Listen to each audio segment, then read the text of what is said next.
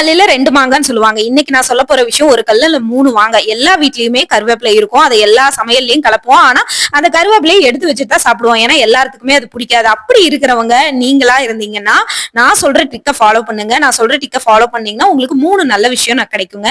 நம்ம வீட்ல கருவேப்பிலை இருந்துச்சுன்னா அதை நல்லா வாஷ் பண்ணிட்டு ஒரு மிக்ஸி ஜார்ல தண்ணி விட்டு அடிச்சு இந்த மாதிரி நல்லா வடிச்சு எடுத்து வச்சுக்கோங்க.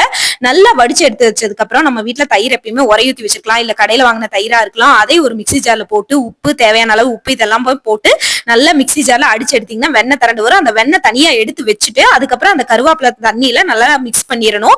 நிறைய பேர் மோர்ல இஞ்சி கலப்புவாங்க. இந்த மாதிரி எல்லாம் பச்சை மிளகாய் போடுவாங்க. வெயில் டைம்ல அதெல்லாம் போடுறது உடம்புக்கு ரொம்ப சூடுங்க. பச்சை மிளகானால எந்த யூஸுமே இல்ல உடம்புக்கு. இஞ்சி சேர்த்துக்கலாம். ஆனா இப்போ சம்மர் சீசன்னால தேவைப்படாது. இந்த மாதிரி நம்ம குடிச்சோம்னா 3 நல்ல விஷயம் நடக்கும். என்னன்னா முடி நல்லா வளரும், உடம்பு சூடு குறையும், இன்னொன்னு வெயிட் லாஸ் நல்லாவே ஆகும். ஏன்னா காலையில நம்ம இதை குடிச்சிட்டோம்னா மதியம் பெருசா பசிக்கவே பசிக்காதுங்க. டெய்லி இந்த மாதிரி நீங்க எடுத்துட்டீங்கன்னா ரொம்பவே உங்க உடம்புக்கு நல்லது. இது என் அண்ணி தான் எனக்கு பண்ணி கொடுத்தாங்க. என் அண்ணி வீட்டுல இருந்து தான் குடிச்சிட்டு இருக்கேன். சோ உங்களுக்கு இந்த மாதிரி யாராவது பண்ணி கொடுத்தாங்க குடிங்க.